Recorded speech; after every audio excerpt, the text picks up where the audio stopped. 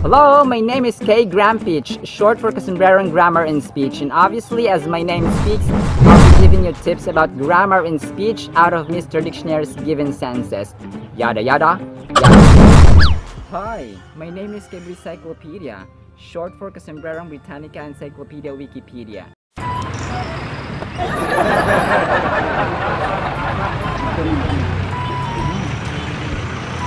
While Toto has forgotten the big bug and now eating an ice cream pop, our vocabulary term is emaciated. Emaciated. Ay nako, hayaan mo yan si Toto, Mr. Dictionary. Ayaw mamigay ng ice cream. Ang emaciated, mga sombreros, ay adjective. Ito pa yung paglalaro natin sa tropa natin na mahina na or manipis na or payat na dahil sa kakulangan ng pagkain or dahil sa sakit. Hindi po. Sana po huwag mangyari sa tropa natin. No? Ang mga possible synonyms po natin dito ay lean, thin, weak, etc. At pag ginamit naman sentence ay give it up, Mr. Dictionary. Captain George is so emaciated and too weak to fight off his kidnapper. Emaciated.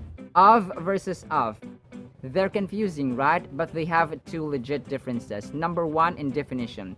Of is used to express connection or relationship between something or someone to another. Whereas of means away from something or someone. And number two, pronunciation. Of is pronounced as of, and of is pronounced as of. Yada yada. George. Do you know George William Manby? Si George William Manby or Captain George William Manby, mga sombreros, ay isang English author at inventor. Siya po ay nakaimbento ng mga life-saving apparatuses na ginagamit sa mga barko, sa mga bangka, and then he also created or he invented the first modern fire extinguisher, mga sombreros. Pero ganito, nung nililikha niya or ginagawa niya yung unsinkable ship, no, hindi nalulunod or hindi lumulubog na barko or bangka, ay may mga kontrabida. Ginawa nila, nilagyan ng maraming bato, tapos hinalog-alog nila, and they did everything para lumubog or ma-turn over or bumaliktad or tumaob yung barko or bangka na kanyang ginagawa. May mga kontrabida talaga, mga tropa. But that's Captain George William Manby with his inventions, life-saving apparatuses, and fire extinguisher. Usapang bangka, mga sombreros, or boat, no? Basahin po natin. Ito yung scenario na mangingisda ang mga disipulo ni Jesus Christ, no? Led by Simon Peter or Simon Pedro. John 21:3-11, sinabi sa kanila ni Simon Pedro, mangingisda ako. Sasama kami, sabi ng ila or sabi ng kanyang mga kasamahan. Umalis nga sila at sumakay sa isang bangka, magdamag silang ng isda, subalit wala silang nahuli. Nang mag-uumaga na, tumayo si Jesus sa pampang, ngunit siya'y hindi nila nakilala. Sinabi niya, mga anak, mayroon ba kayong huli? Wala po, sagot nila. Ihulog ninyo ang lambat sa gawing kanan ng bangka at makakahuli kayo, sabi ni Jesus. Inihulog nga nila ang lambat at nang hilahin nila ito, ay hindi nila makaya sa dami ng huli.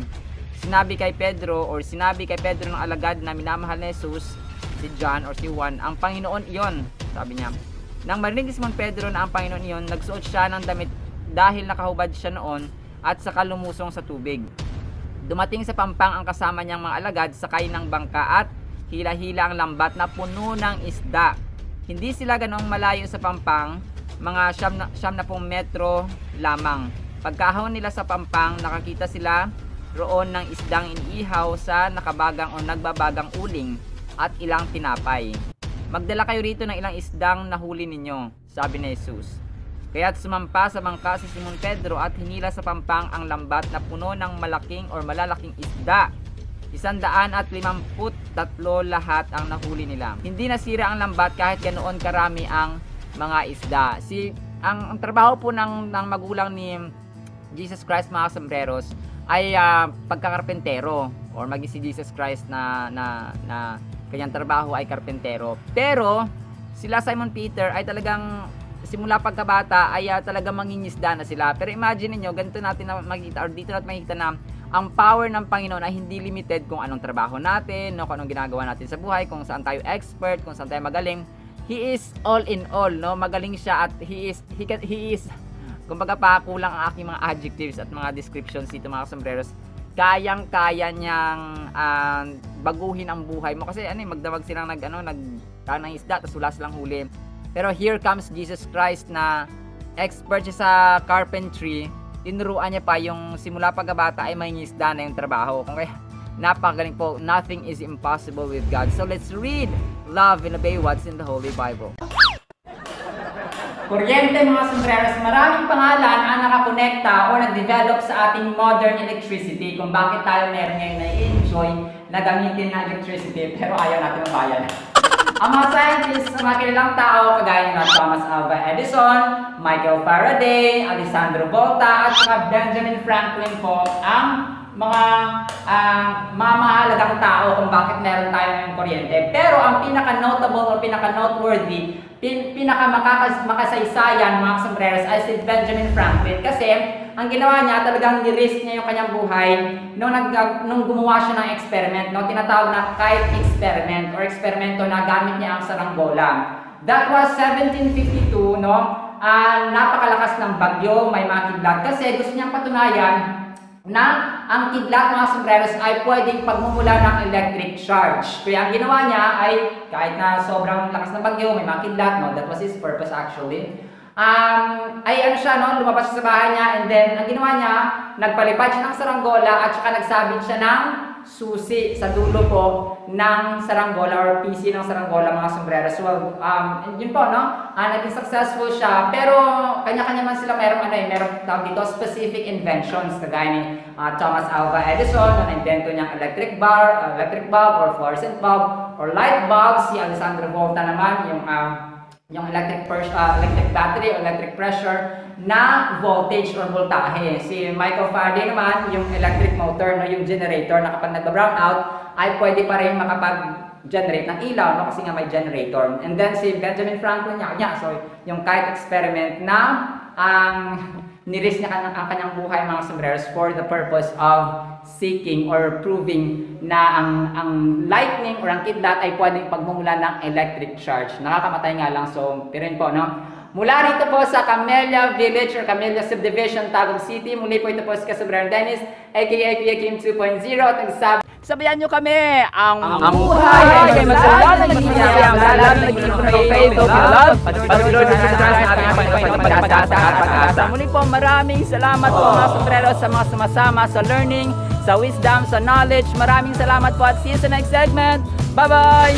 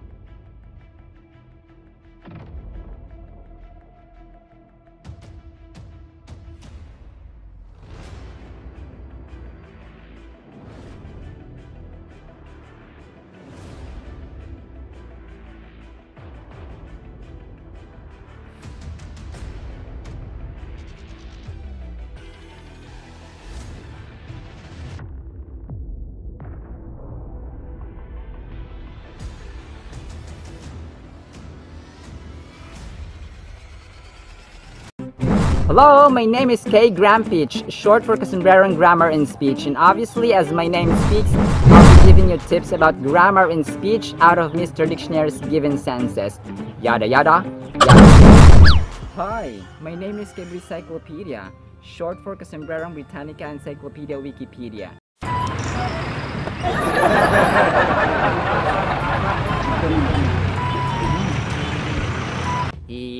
Eating ice cream pop total. Our vocabulary term is maudlin. Saan kaya nabili ni Toto ang kanyang ice cream pop, Mr. Dictionary? Ang maudlin mga sombreros ay adjective. Meron tayong dalawang possible definitions dito. Matatawa kayo. Una, ito yung kaibigan mo kapag nalasing na siya, no, salita siya ng salita ng kung ano mga bagay. Especially kapag he felt or he feels sorry for himself or she feels sorry for herself. Yung mga taong gano'n na parang nagsisi, ang daming sinasabi kasi lasing na, no? Merong mga taong gano'n. Same po yung unang definition natin. Pangalawa naman po, ito yung mga labis na mga emotions na nagiging OA or exaggerated na siya mga sombreros. And most of the time ay hindi na sincere. Medyo hindi natin gusto sa mga maudlin na mga paglalarawan mga sombreros. Ang mga possible synonyms natin dito ay mawkish, kung napanood niyo yung vlog natin about mawkish. sentimental, no, weepy, etc. At pag ginamit naman sentence ay give it up, Mr. Dictionary. Judson being drunk has been so maudlin and became mawkish, not knowing he is in the middle of the aisle. Maudlin. Aisle. The strategy in order for us to remember easily the correct pronunciation of this word is that just omit the letters S and E. So it's aisle, yada yada. Judson or Hudson, you can pick up your own pronunciation. Do you know Whitcomb Judson or Whitcomb Hudson? Si Whitcomb Judson or Whitcomb Hudson, mga sombreros, you can pick up your own pronunciation, by the way, ay ang nag-imbento ng ating common zipper, mga sombreros. Ang pagiging maudlin, mga sombreros, ay feeling sorry sa sarili natin, no? Basahin po natin Romans 8:28. We know that God makes all things work together for the good of those who love Him and are chosen to be a part of His plan. 2 Corinthians 5:17. Kaya nga ang mga tao or kung ang sino man ay na kay Kristo, siya ay bago nang nilalang. Ang mga dating bagay ay lumipas na, narito ang lahat ng bagay ay naging bago. Mga sombreros, kapag nagiging guilty tayo sa ating sarili, no, sorry tayo sa ating sarili, no, hindi tayo nakaka-move forward, hindi tayo nakakapag-plano ng maayos, hindi tayo nakakapag-isip ng maayos. Nagkakaroon tayo ng, alam yun, yung parang nagiging guilty tayo na dapat ay naka-move on ka na. So only Jesus Christ can offer a new beginning, a new creation, bagong pagkatao, bagong mindset, bagong puso, bagong plano, bagong desisyon, no? Bagong mga actions na gagawin natin. Kung may mga nagawa ka dati na parang pinagsisihan mo, wag ka